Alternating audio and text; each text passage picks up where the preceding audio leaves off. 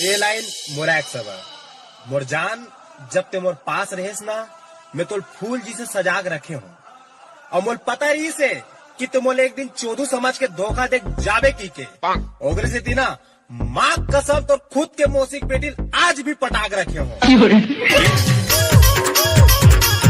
बड़ी वाली मच्छर का फिर इसका कॉलेज में आता चल हट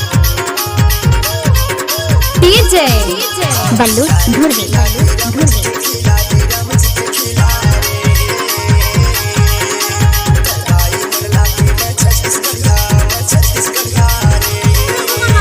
पागल हो गई इसका।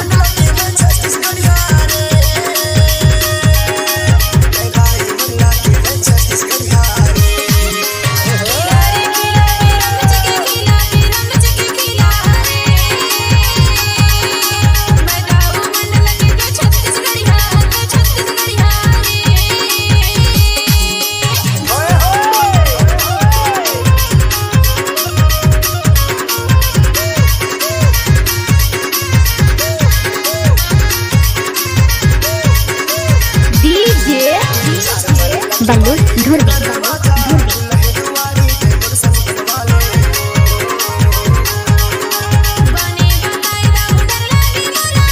गजब आइटम है।